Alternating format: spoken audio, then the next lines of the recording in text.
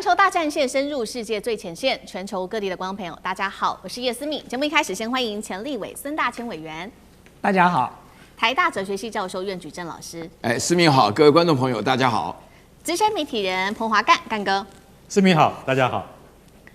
好，觀眾朋友，我們再次的提醒，最近我們節目呢常常上 YouTube 的熱推影片當中，歡迎大家繼續幫我們按下熱推這2個字哦，幫助我們繼續的擴張我們在網絡上面的聲量，跟持續的登上在國際影片的排行榜。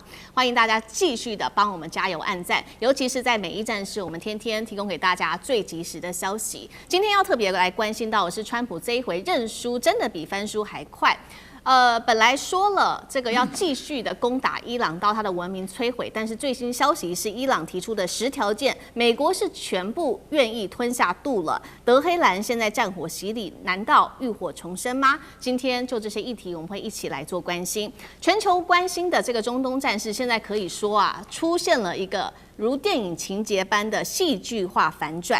川普本來喊的最後對於伊朗的通牒，要摧毀整個文明，但是最新消息來自於巴基斯坦總理，他最後一刻宣布了，伊朗時間在8日的凌晨，我們看到了他說呢，在8月3號30分起是美伊雙方全面停火，但是停火的前提是伊朗的国家安全會議聲明，美國已經願意全面接受伊朗的10點和平計劃了。這10點和平計劃，美國是真的願意吞下去了嗎？因為這當中許多點其實對美國相當不利的，被視為難道川普真的認輸了嗎？我們稍微看一下這個當中的細節。荷姆茲的海峽接下來必須由伊朗的伊斯蘭革命衛隊來幫助協調，等於荷姆茲美國最在意的部分，現在是由伊朗來掌握主要的主導權。各線伊朗要求要停火，包括了針對於以色列、黎巴嫩真主黨的所有衝突都必須要停下來。美軍還要撤出所有的基地，從中東這邊的作戰部隊都要撤出。重點是伊朗可以繼續做它的核計劃了，繼續進行濃縮鈾的進行。那麼包括了在損失的部分，這一次針對於這場戰爭，美國還是要必須賠償伊朗的損失，並且要解除對於伊朗所有在1級、2級長年以來的經濟所有的制裁，並且所有的事情會交給聯合國安理會來特別做決議。那麼這些條件好像看起來都是美國的戰敗條款的雛形，但是川普並不認輸，嘴巴上還是繼續說自己贏了。他說已經達成並且超越所有的軍事目標，在推動跟中東地區的和平已經取得了顯著的進展，唯一條件就是伊朗必須要重新開放荷姆茲海峽。節目一開始，我們也特別的關心到，這是最新消息哦，是川普難道被打臉了嗎？因為呢，在美伊雙方說要和談的時候，我們看到的是以色列的軍方最新消息正在持續的空襲伊朗。以色列總理納坦雅胡的辦公室在8日早上發出了最新聲明，雖然他支持川普總統對於伊朗停火2週，但他說了，這個停火不包括在黎巴嫩也把它放進來。節目一開始，先請教委員怎麼看伊朗提出的10個條件？川普真的是認輸要照單全收了嗎？原本放話要摧毀伊朗，為什麼最後一刻又急轉彎？以色列總理最新又持續的攻擊，難道是打臉川普嗎？委員又怎麼看？對，我想川普的這種 taco 的行為又再次的進入了另外一個最新的高點了，簡直是令外界覺得匪夷所思、難以想象了。就川普現在在玩的幾乎就是一種自我催眠的精神式的勝利哦，這種情況過去曾經發生在印度，就明明是打敗了，但是卻要敲鑼打鼓的宣布說是打贏了。那現在顯然白宮就在玩這個把戲啊！你今天看到白宮的發言人李威特出來說，美國打了一場偉大的勝戰哦。那麼到底勝利在哪裡哦？其實全世界大家又不是瞎子，也不是傻子那但讓我覺得，為什麼我說他已經 tackle 到這個最高境界的地步，是因為到昨天晚上10點、11點哦。我還在跟家人打賭，說川普會不會 tackle？ 我說不太會了吧，就只剩下9個小時了，他怎麼 tackle 呢？眼看着就要發動地面戰啦，那麼看起來他就要把這個文明給摧毀了。結果我就賭輸了，他果然 tackle 了。今天早上一看新聞，他 tackle 了，所以我都覺得能夠在行動前9小時、8小時，甚至1小時前就可以退縮哦。我覺得川普真是能人所不能人了，所以怪不得外界強烈的懷疑川普的精神狀態有問題了哦。那麼關鍵回來了，川普現在呢，他的勝利是建立在哪裡？他原本要求談判是建立在美國提出來的15點條件哦，他現在已經退到了說停戰之後，大家來談判的時候是以伊朗的10點條件為基礎談哦，這完全是大退讓哦。而且大家剛才看到思明給各位看到的，他同意了什麼？他同意停止对伊朗攻擊啊。第二，同意伊朗控制荷姆茲海峽哦，同意伊朗擁有濃縮鈾，同意這個解除1級跟2級的制裁。光講這幾點就好了。那當時幹嘛打了？如果你沒打，你當時就解除它制裁就好啦。荷姆茲海峽現在還是國際公用的航道，也不會發生有人來收買路錢的事哦。然後呢，這個美以伊三方也不需要形成這麼大的戰損。所以你打了這一場仗之後呢，不但回到開戰前哦，還倒退了100步。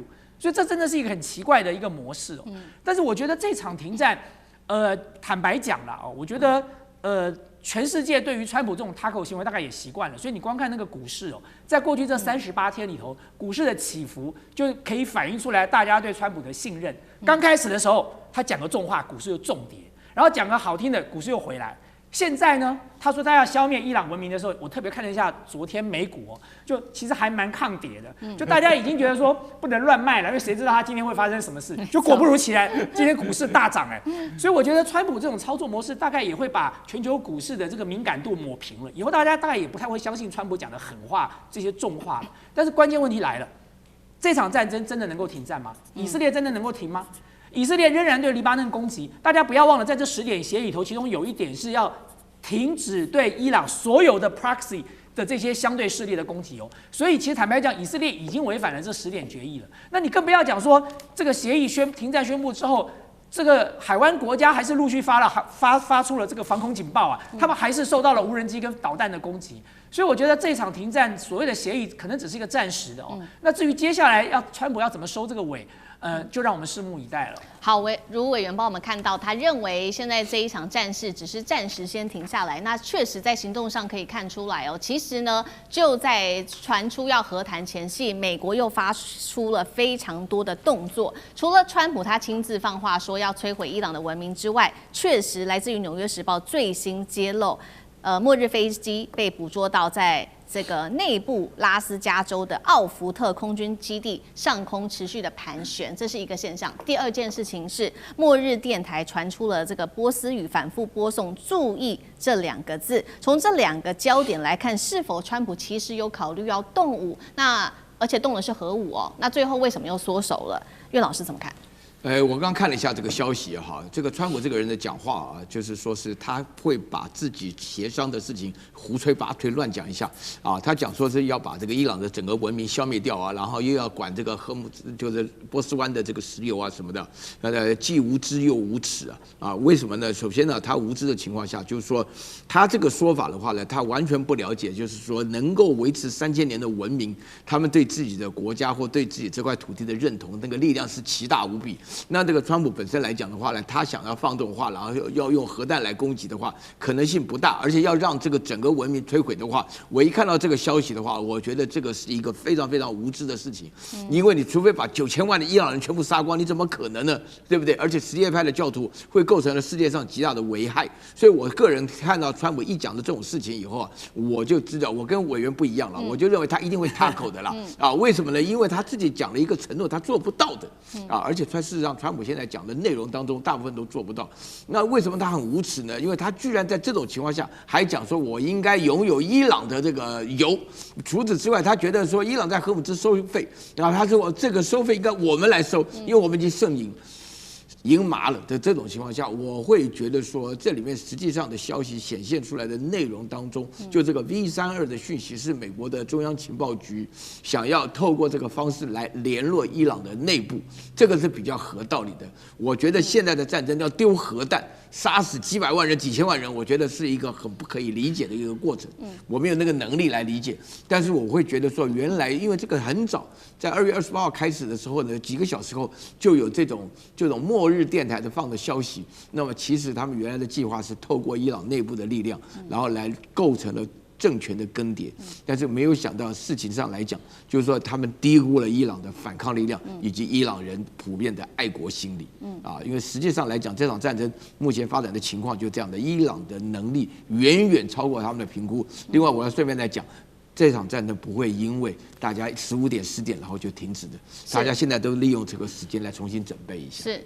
好，所以現在可能在2週之後，馬上就可以看到會有另外一場戰事哦，持續的更大攻勢的會進行。那我們也剛剛特別提到了嘛，美國是否已經低估了伊朗它的能力？確實，我們從一些跡象，武器庫可以看到，原本呢，川普認為說已經打瞎了伊朗，但是最新情報顯示根本都沒有打到核心，而且呢，我們看到來自於 CNN 最新報道，超過一半的飛彈來自於伊朗的發射器，他說都是完好的。以色列軍方也掌握消息說，伊朗啊還具有1000枚可以打到以色列的飛彈。真主黨說手上還握有10000枚的短程飛彈。大家還記得嗎？我們節目非常早就提過說，川普設定了5大目標要殲滅伊朗，但是這當中現在看起來只有殲滅海軍戰略目標，其他的部分是全部落空的。幹哥怎麼看？好，思敏現在完全說到重點。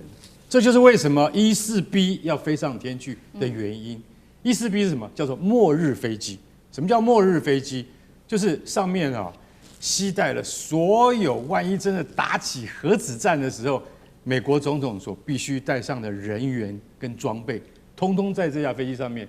這架飛機叫做14，叫做守夜者，它是用波音747大型客機改裝而來的。叫做 Night Watch 守夜者，它如果一旦發生核子戰事，像去年在6月的時候，不是這個就是空襲伊斯法罕的時候嗎？然後美軍用 GBU-57鑽地彈在攻擊的時候，美軍就要想到說會不會遭到核子報復，所以14B 馬上升空，那個叫什麼？那個叫做在末日戰爭之中，美國總統的行動指揮所，他就坐上去了，他會帶着參謀首長、聯席會議主席以及以及白宮的幕僚長等等，都會跟着他上飛機。這架飛機一應俱全呢，它有18個鋪位，也就是說，你可以在上面真正的休息。美國總統有自己的臥室，他除了還有廚房之外，我跟你講，除了沒有空姐，什麼都有，一應俱全，可以抗電子干擾，可以抗電磁脈衝，可以抗核子輻射，它的功能很齊全。所以昨天川普在講這句話的時候，你們會注意看，有一個文明會在一夜之間消滅，一般人會聽不懂，但是我們專家都聽得懂，那叫做核子大戰。如果真的發生核子大戰的話，才需要14B 從內布拉斯加的它的基地在天上盤旋的6周，確定沒問題了，才又回到了地面上來。所以其實我可以告訴各位，就從這些蛛絲馬跡，你就可以發現說，川普當時講的話恐怕不是鬧着玩的。為什麼他會這樣做？因為他會預料到恐怕會遭到伊朗的同時間的核子報復。因為美國坦白講一句，他到現在為止，他跟以色列都不知道伊朗的濃縮鈾進展到什麼地步。如果他一旦丟了1枚核彈出來的話，那總統就必須要趕快坐上末日飛機去躲避這樣核子災難。那是美國的戰略武器談判之中的一個安全的規約跟一定的步驟，所以其實他們做事情有時候會顧慮到各個層面，這一點是我們外界所比較不了解的。所以講到伊朗，它究竟還有什麼你所不知道的能力？除了巴夏爾飛彈之外，它還有什麼飛彈是你所不知道的？我坦白說一句，伊朗的核子濃縮鈾計劃恐怕遠遠會超過美國跟以色列的想象跟預判。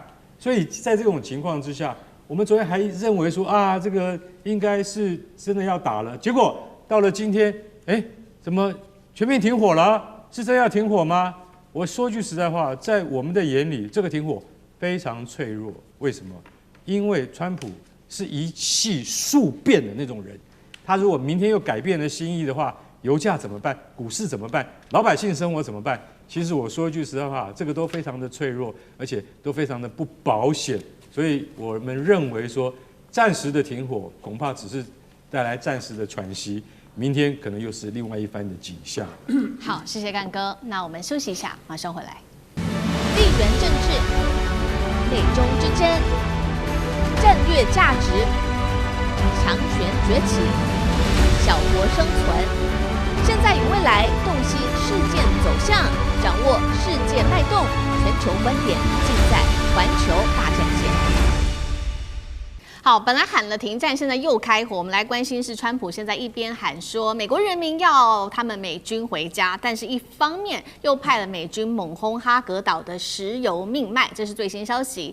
是不是接下來要打地面戰，卻又怕死傷會撐不住呢？另一方面，當然了，伊朗同樣祭出了各種的報復，現在號召了，包括了他說青年築起了人肉圍牆，在這一些基礎設施、電廠的附近給包圍起來，就怕美國真的發動了這個攻擊。另外呢，伊朗還有1400萬人不怕死，真備戰，這是來自於總統的說法。下一步，難道伊朗真的會轟波灣的能源命脈嗎？今天就這些議題，我們會一起來做關心。好，本來說要和談了，但是私底下的行動完全不是這麼回事。我們今天來看到美伊雙方各有哪一些最新的動作。最新消息是來自於這個《華爾街日報》還有伊朗媒體最新的報道，美軍在清晨突然間又突襲了伊朗的能源命脈哈格島，一口氣打了哈格島上面50個軍事目標。還好這一起攻擊是沒有攻擊任何哈格島上面的石油設施了，不然這個油價的部分恐怕又難以想象了。哈格島對於伊朗來說非常的重要，我們之前都介紹過了，它擁有皇冠上明珠的稱號，掌控伊朗90%的石油，是重要能源命脈，更是全球油市能源的一個關鍵節點。川普是這樣說的，他要讓伊朗文明毀滅，永遠無法復原。而且針對於哈格島上面的石油，川普說過，我會拿走石油，因為伊朗有石油可以任人取用啊。不幸的是呢，我們要拿石油，但是美國人民卻希望我們回家。如果是我來做決定的話，我會把這些石油據為己有，趁機來賺大錢。這是川普的最新說法。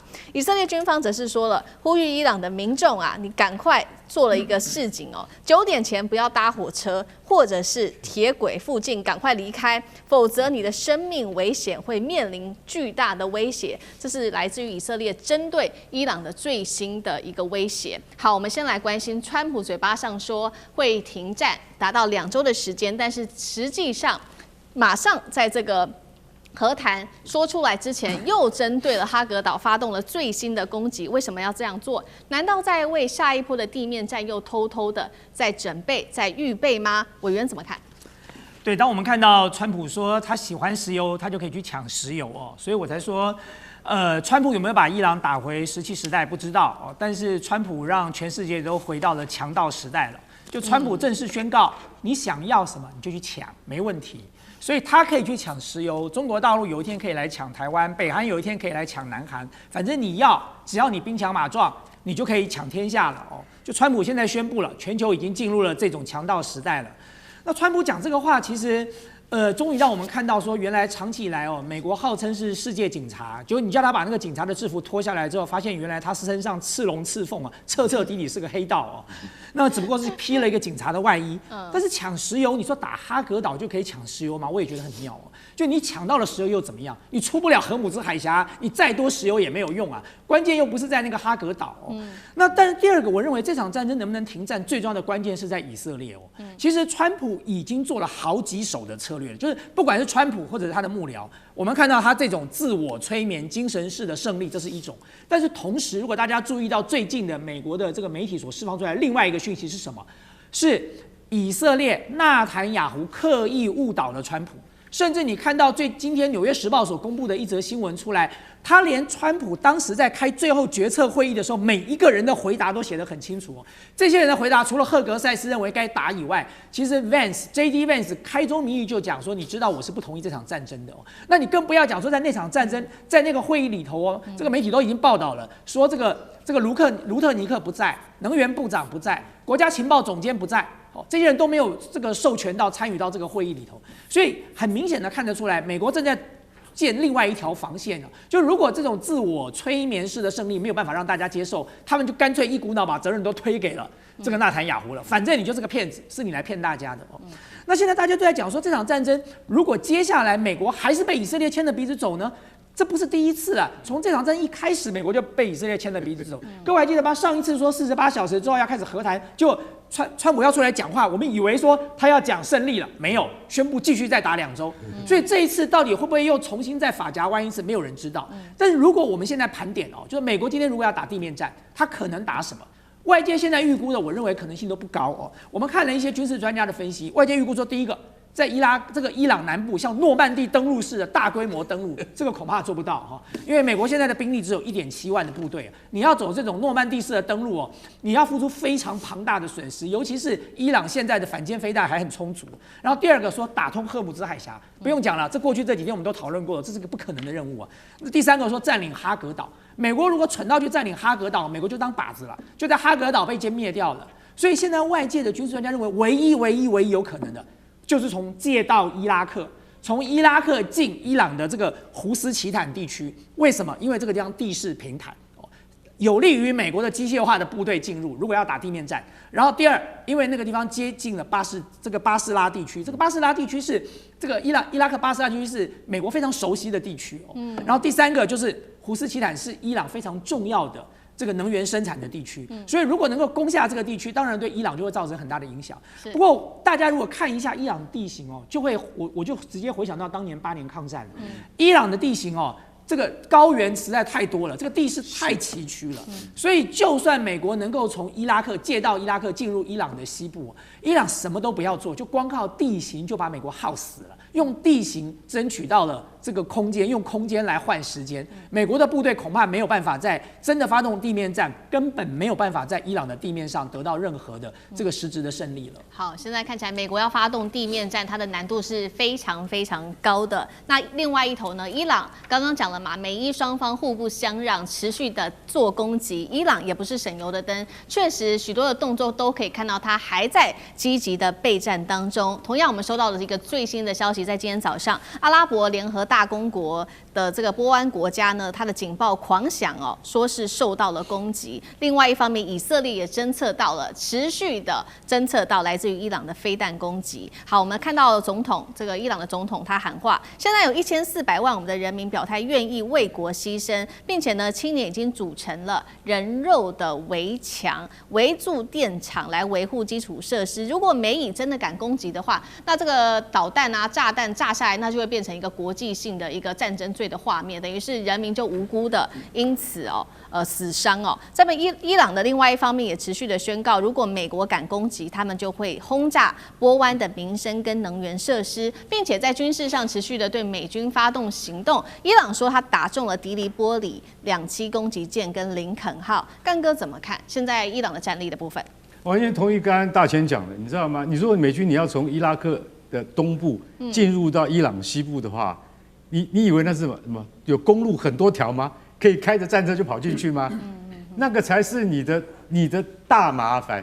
就像剛剛把 F-15的那個戰鬥機飛行員給救回來了，那一次行動你看又炸掉2架，每一架1億的那個 C-130運輸機，為什麼？因為他們當初在判斷下得去也上得來，結果下得去上不來，為什麼？飛不起來，都是泥土路啊！我想請問一下，你今天美軍要進到伊朗本土啊，那個有許多的地形、水文、天然資源等等的這些數據，那不是像你在打伊拉克，你打伊拉克已經累積了10多年的經驗，你要進入到伊朗，伊朗現在總統裴德斯基突然冒出一句話說：“我有1400萬青年人準備等着你。”其實老實講一句，這個1400萬不誇張，知道為什麼不誇張嗎？因為伊朗大部分男性都會使用突擊步槍，他們都會使用。為什麼？因為這是回教穆斯林他們那種習慣，就是說你在家裡擁有槍支是不違法的，你知道？經過短暫的訓練就可以上戰場了。所以有70萬的巴斯傑，就是巴斯傑民兵，那個也是很正常的。他們跟國家是利益完全綁在一起的，由他們來號召組成100萬大軍，其實這絕對不是你想象的伊拉克戰場啦！而且你要進去的話，你從空域突擊進去的結果，還是得不到從地上去直接攻打的那種結果，因為你一定要派地面部隊上去，才有辦法得到實質的效果。更不要講說，先不要講打到德黑蘭，那個是太早的東西。你要先進到能夠控制這個175萬平方公里的國土，說句實在話，那會把美軍整個給拖垮，所以這個是不可能的。但是我是覺得說，像伊朗國內的有一些本來他們是反政府的人哦，後來他們在西方的推特上面，他們爬牆回答了，就是說在西方的人的一些疑惑，說啊，你們覺得川普他這一次達成和平協議，就有本來是反政府的人，他們就說，我跟你講，這個人根本就瘋了。為什麼？本來我們很歡迎美軍來教訓一下我們政府，結果他現在教訓的是我們的大學，他炸的是我們的女學生跟兒童。我想人心怎麼會服氣呢？你不要告訴我戰爭一定會死人。其實你們美軍最擅長就是精準轟炸，結果你們炸的都是這些無辜的老百姓。到現在為止，已經有多少伊朗百姓平民死亡？1500多人，受傷的5000多人。所以到这個地步上，其實老實講，伊朗本身反美的情緒是很高漲的。他們說，美國已經成為目前最受不是光我们伊朗人討厭的，而是受全世界只要是正常的人都所討厭的一個政權的。這一切都是川普造成的，孰以治之？川普，你要為你自己。对，確實，現在是連美國的盟友都對美國畫上了非常大的一個問號。那另外一方面，我們看到美國他還川普持續的喊話，把伊朗石油據為己有，他說要賺大錢，這到底有沒有違反國際法？那岳老師又怎麼看？這個真是個天大的笑話，你知道嗎？就是說我很羨慕大錢，然後你的錢我要據為己有，憑什麼呀？對不對？那個人跟人之間有一個起碼的道德規範嘛。但是我覺得我剛剛稍微思考了一下的問題，我覺得川普他基本上認為把人家有的東西我想要就搶過來，是一個他基本上受的教育，這個就是美國人認知的水準。我說句良心話，這種真的非常難以理解，你知道嗎？因為你看到，就是因為川普這邊就搶人家的錢財，搶人家的油啊，就把伊朗又當成了委內瑞拉，委內瑞拉就搶得不像話，馬杜羅綁得像是個什麼，穿那個什麼拖鞋啊，什麼綁到美國去什麼的這種感覺。那我這邊的話呢，要分成這幾個部分。那個川普喊的撤軍啊，是不得已啦。為什麼？因為大家都沒有注意到事情啊。就川普底下那個海格塞斯啊，他那個戰爭部部長只會拍馬屁的。就是聽到說是要展現出英勇，那個川普是要錢，那個海格塞斯是勇猛的話呢，要派軍後，然後底下的參謀講說，哎，絕對不能派啊！這樣講，他講說你給我滾蛋啊！就陣前換將，一大矛盾啊，對不對？然後另外的話呢，就是說川普把伊朗石油據為己有的時候啊，這種說話裡面，其中我感覺他其實是無恥又無德啊，對不對？你據為己有的話呢，你要幹什麼？那關鍵是荷姆茲海峽。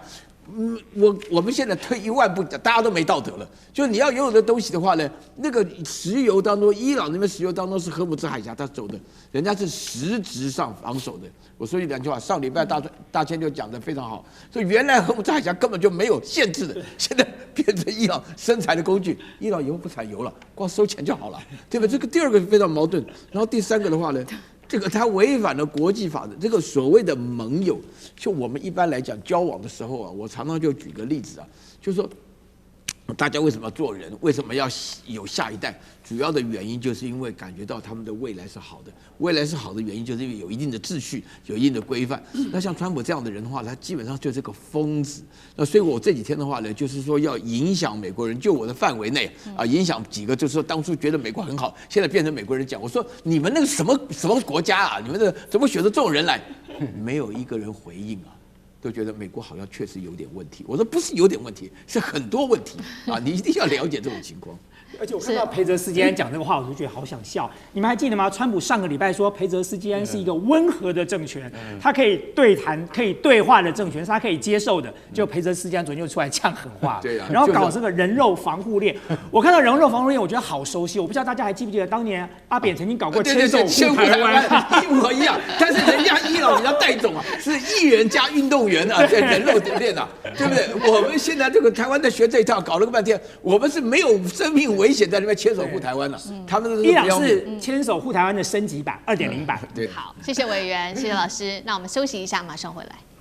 地緣政治、美中之爭、戰略價值、強權崛起、小國生存，現在與未來洞悉事件走向，掌握世界脈動，全球觀點盡在環球大戰線。看到伊朗發動了第99波超級猛烈的襲擊，擊中來自於伊朗的說法，美國的林肯號2個王牌的飛彈也即將說要出動了。美國的上將則是在這個時候特別警告美國說會走向毀滅。今天就這些議題我們會來做關心。好，本來呢說要停火，在最後一刻，美國、以色列都在持續的加大攻勢，伊朗也同樣的在加大攻勢，全面的做一個劇烈的大反攻。我們來看到伊朗做了哪一些事情。來自於伊朗的最新說法，他已經打到了林肯號，發射的是中程導彈跟無人機，直接打到了核心的戰力。當然了，這部分還沒有受到美軍的證實。伊朗也說了，他打的就是在美國的石化企業跟他的石化設施，劍指全球的油價跟供應鏈恐怕都要一起陪葬了。接下來看到的是他出動的海巴爾導彈，齊射以色列的中部、南部還有內陸，全面覆蓋超過30個目標，針對這些目標同時做開火。再來就是以色列的軍事的設備，包括它的運輸船也被擊中了。最新消息，波灣地區全面拉起警報，多國在這個時候趕快啟動他們的防空系統。以色列也再度的偵測到了來自於伊朗的飛彈來襲。最關鍵的事情是，伊朗到現在還有一款是從來沒有過曝光的這一款飛彈，打擊能力是達到過去2倍的飛彈，這個叫做聯裝飛彈發射器哦。說這個戰力啊比過去都還要更強，也就是說伊朗的戰力到現在還是遠遠沒有見到底部。而且最驚人的消息是，大家還記得嗎？這個國防部長曾經赫格塞斯要求美國的陸軍參謀長喬治上將呢自己離職，或許是內部有什麼不和哦。結果呢，確實這個喬治離職之後就立刻跟媒體大爆料，在他離職的一個小時之後，他就跟媒體說了，我們國家啊正在被一個瘋子帶領偉大的美國軍隊走向毀滅。這是來自於喬治上將最新的一個說法。好，所以節目一開始也請教幹哥了，伊朗它的第99波最新攻擊直接鎖定林肯號，是要準備擊沉航母的一個節奏嗎？伊朗的戰力是現在把美軍已經逼到極限了嗎？再來就是我們針對於喬治上將他所說的這些話，說一個瘋子帶領偉大的美國軍事走到了毀滅，您又怎麼看？其實我跟你講，我們一直在提醒自己，事情還沒有到最嚴重的地步，但它会不會發生？很可能會。光是看將使用未曝光的武器能夠達到過去的2倍的威力或是射程，提醒大家一下，上個禮拜我們不是在講嗎？它竟然可以從哪裡呢？它可以從波斯灣打到迪耶戈加西亞，也就是孤懸海外的印度洋美軍基地，上面都是 B-52轟炸機 ，B-2 也是在那邊落腳的，加油機也在那邊落腳的。竟然可以從荷姆茲的上面打了一枚過去，原来它已經飛到了3800公里之外，那就是代表你只知道它有2000公里的飛彈，現在它有4000公里，它有4000公里就會有5000公里，它有5000公里就會帶核彈頭，只是你不知道而已。所以這些事情都是在情報單位的預料之外，也是在世人的眼光之外。他在悄悄進行，我們不知道伊朗到底他的能力達到什麼樣的地步，但是最重要的是什麼？最重要的是有人看出這個問題了，所以他制止。他制止的結果是什麼？我坦白跟你講，你滾蛋 ，You out。這個人叫做美國陸軍參謀長 Randy George。Randy George， 你知道他多大膽？你知道嗎？他其實在好幾個月前準備要攻伊朗的時候，他就已經跟赫格塞斯講說不行。對，他跟赫格塞斯講說不行，你不能夠上伊朗的國土，那美軍子弟要付出很大的生命代價。注意 ，Randy George 的身份是陸軍參謀長，他就等於我們在搶救雷恩大兵的電影裡面看到的馬歇爾上將是一樣的，就是在80年前，馬歇爾上將，老實講一句，他是美軍的第2號人物，他僅次於艾森豪將軍。為什麼？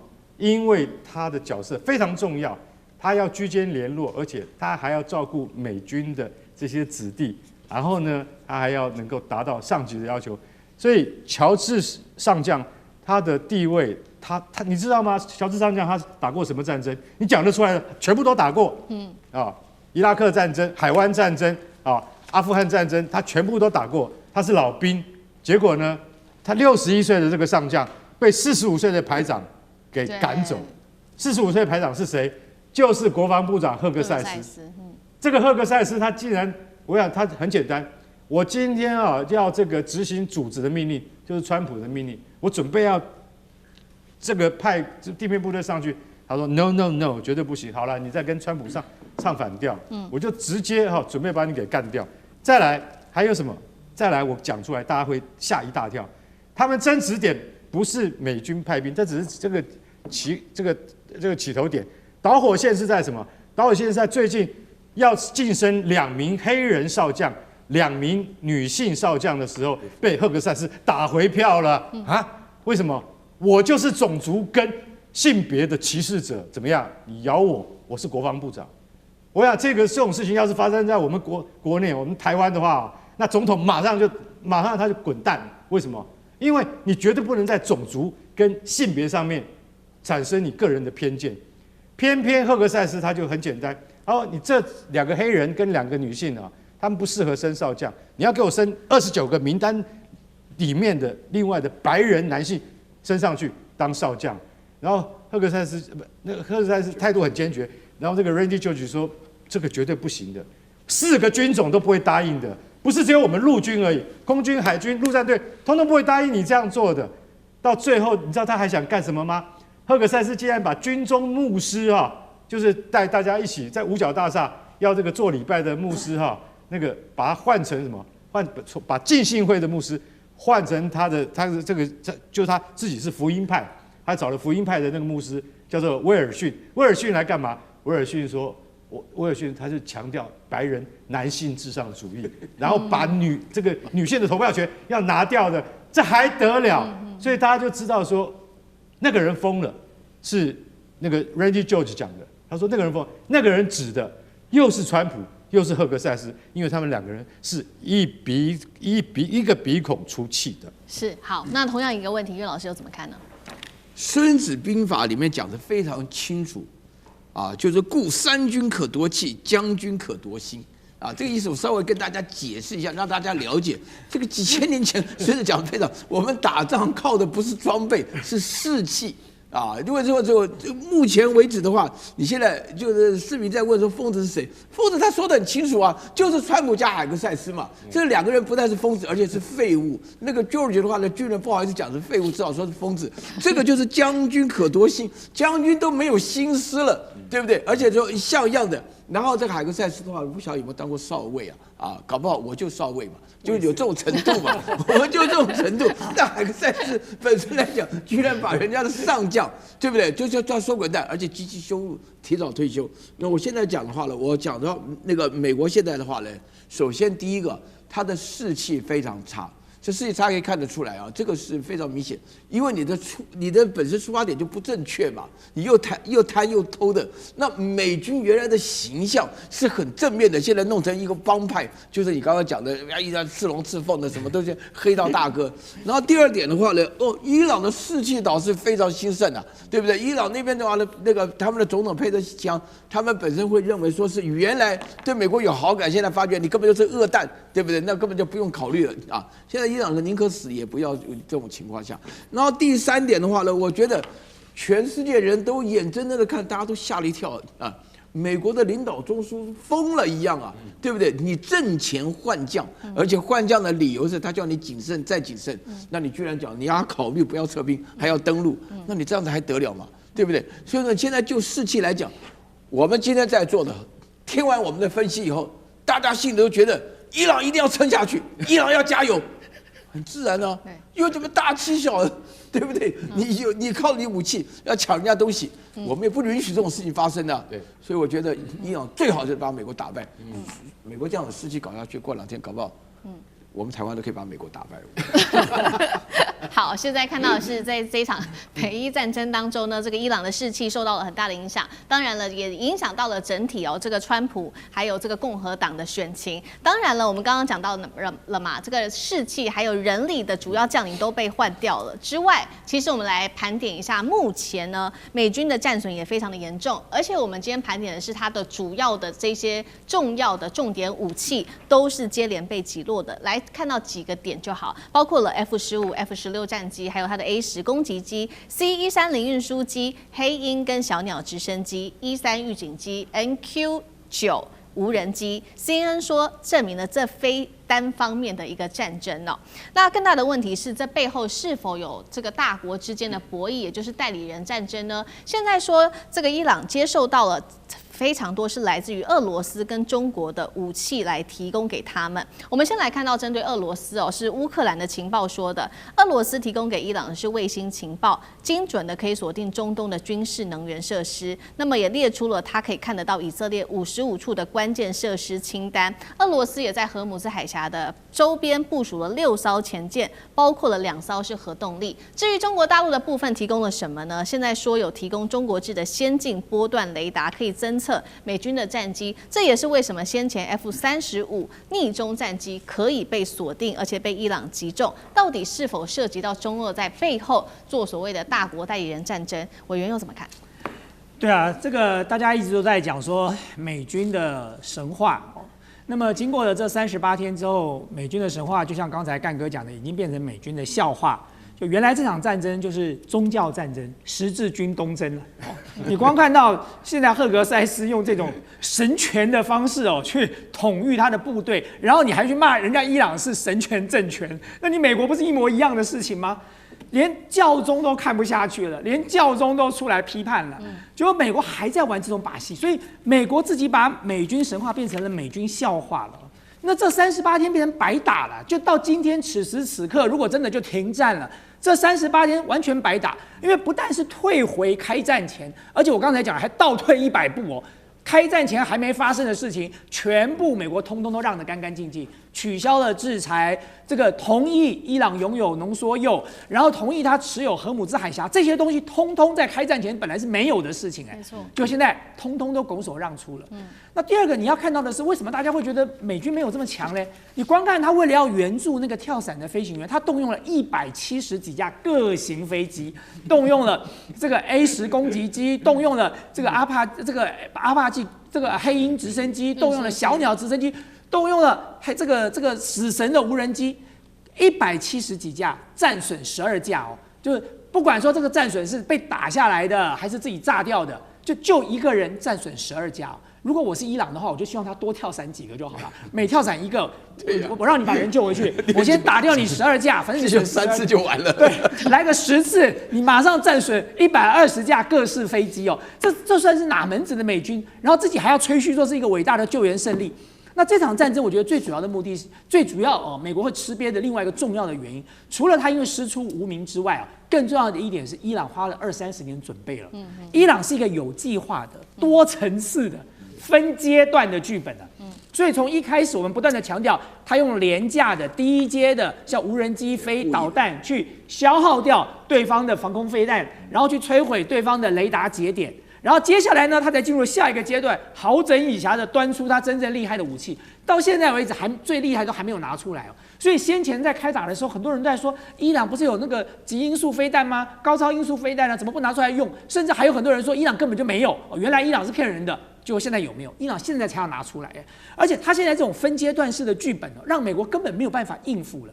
那當然，我認為中俄在背後有給他支撐。除了我們剛才看到的，你說俄羅斯部署了6架潛艦，其中有2艘是這個核子動力潛艦，在荷姆茲海峽，為的是什麼？我認為俄羅斯要表的態度是說，如果你美國跟以色列真的敢用戰術核武去摧毀伊朗的文明，我就用戰術核武去摧毀以色列哦。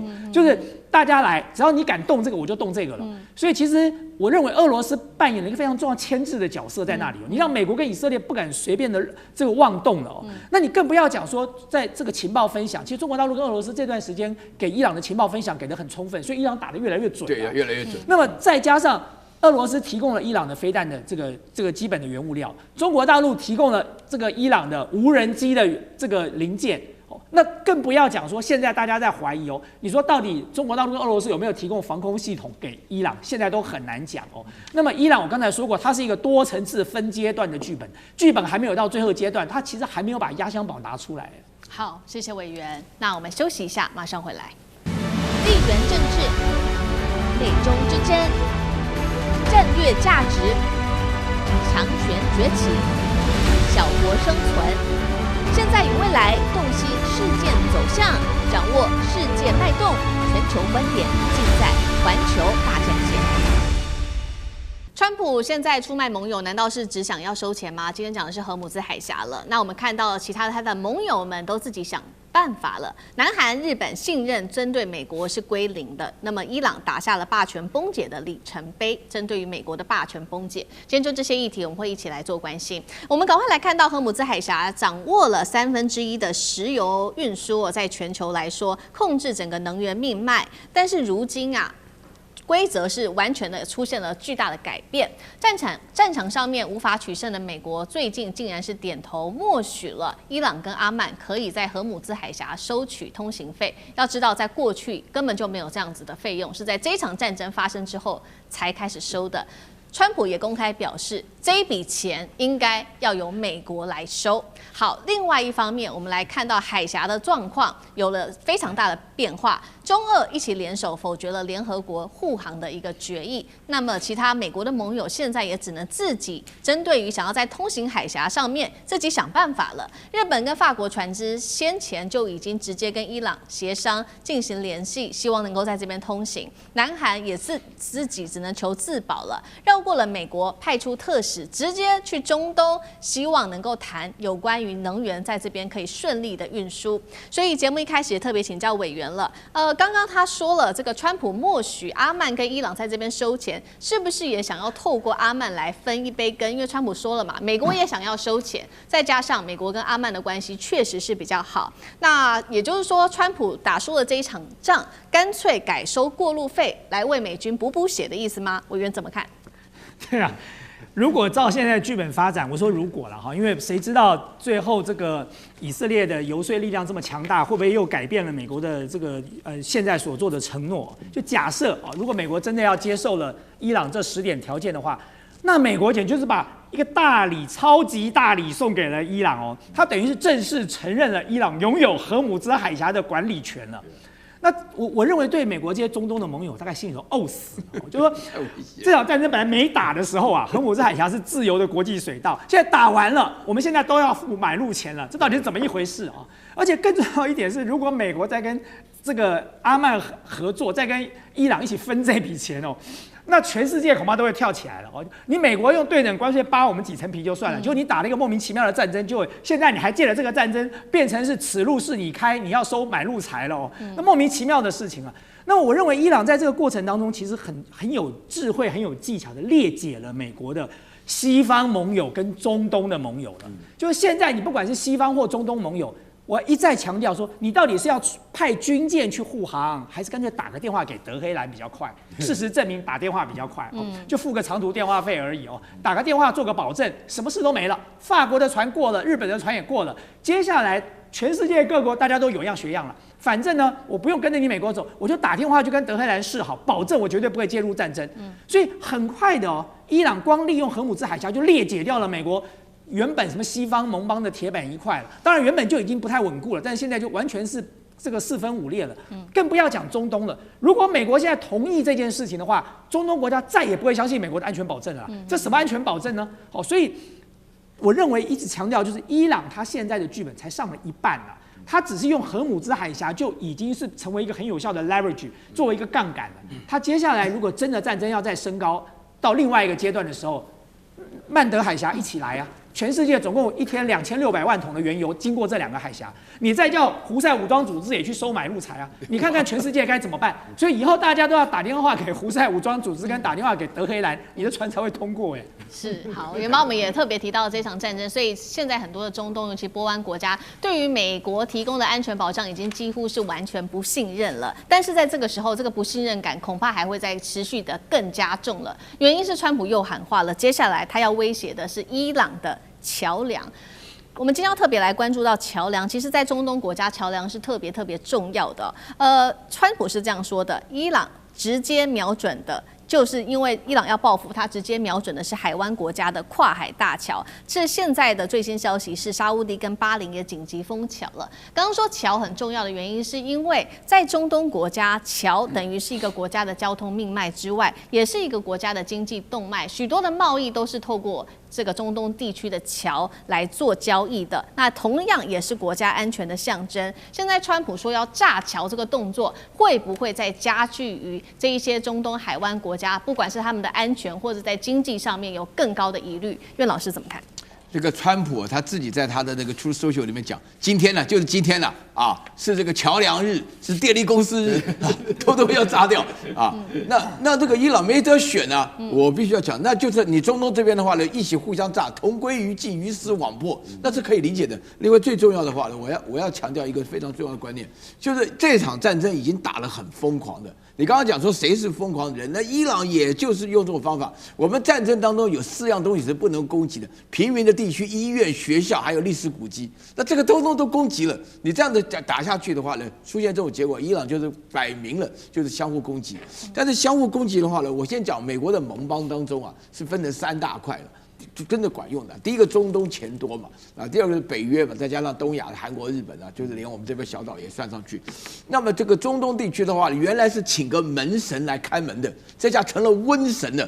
那伊朗的策略非常厲害，他第一天，對不對？大家記不記得？從2月28號3月1號開始，就直接攻擊所有的巴林啊、杜拜啊什麼的，管你是什麼旅館，只要有美軍的，通通都攻擊。那這樣子情況下，沙烏地阿拉伯就發覺不得了了。啊，你帶來了瘟疫啊，對不對？成了瘟神。那這另外的話呢，這個東亞跟北約的話呢，那個大家記不記得？就是說去年的這個時候，川普搞了解放日，我這個名字都非常好笑，就是關稅亂抽稅啊，抽稅的結果的話，就針對於北約的國家跟東亞的國家，韓國、日本什麼到處威脅。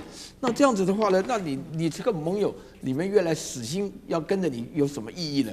那你現在這種情況下來講的話，川普最近還在罵說日本啊、韓國啊、那北約的國家，我們需要你們不幫我，到時候我們不會幫你的。誰需要你啊？現在你變成這樣瘋子，我不曉得你到底要幹嘛。現在大家只有心裡一個願望，希望美國再選個總統出來，只要不是他，說不定還有點希望，其他都沒有了。本來就在等這件事情啊，對不對？我有很多朋友移民移到美國去，還有3年呢，還好久。就沒辦法啊，這是規定，他也不會下來的了，你放心好了。對，那所以接下來是美國會不會完全的陷入到孤立呢？因為我們先來整理一下，那這些國家怎麼針對於川普的這些行為，他們怎麼評論的？先是看意大利，他說呢，伊朗戰爭對美國全球領導地位已經構成了風險。川普最大的問題是沒有一個幕僚敢反駁自己的老闆。《華爾街日報》也這樣說，他說川普1年多來因為關稅、俄烏問題、格陵蘭已經得罪了所有盟友。澳洲智庫說，每次談判，川普都侮辱自己的盟友，把大家逼到絕境。再來，他還說，全球對美國霸權的認可從此消失。這話說得非常的重，幹哥怎麼看？好，講到這邊哈，你看這個意大利的國防部長克羅塞托，他講的真的很好，而且言簡意賅。他說，川普，你最大的問題是沒有一個幕僚敢反駁你，也就是沒有一個幕僚敢 say no， 在你的面前他不敢講不，你敢講不的話，你就是捲鋪蓋走路嘛。但是我說句實話，這讓我想到什麼？我想到1968年的那時候總統詹森總統啊，他有一個很重要的那個國防部長叫麥納馬拉。麥納馬拉當時哈，他就是說，這個要打越戰的話哈，我們啊不能夠一次丟進去，我們要一步一步來。然後那個誰，那個詹森總統他是打算說，我們一次就直搗黃龍。他說不是，這個戰爭不能這樣打，如果這樣打的話，美軍會死傷過重，因為他敢跟總統說 no。say no 這樣子，可是現在你看川普旁邊的哪一個人敢 say no 啊？對，那柯克塞是領頭說，通通不准 say no 啊，通通經過我答應了，我說老闆講的都對，你不用再跟老闆講了，對不對？反正我都對。在這種情況底下，我跟你講，羅克塞說他今天講的非常有道理，說你們沒有一個人敢講不，難怪北約越來越討厭你們。那川普也講啊，沒關係啊，你們討厭我啊。我老實講一句啊，我就是跟你要格陵蘭，你們都不理我，對不對？我就跟你們說拜拜。真的能夠拜拜嗎？美國跟北約組織能夠拜拜嗎？我跟各位講，不管就歷史、文化、民族等等哈，這些就說歐跟美之間的他們這樣子的歷史情節來看，那是沒有辦法說拜拜的。不是你總統說要說拜拜，那你就拜拜啊，人民還要來往。所以還有關稅，關稅你已經把所有人都搞死了，搞垮了大家，已經搞到民不聊生了。然後你現在又說你們日本、韓國啊，還有澳洲，通通沒有用了哈你德國最沒有用了，法國更沒用了。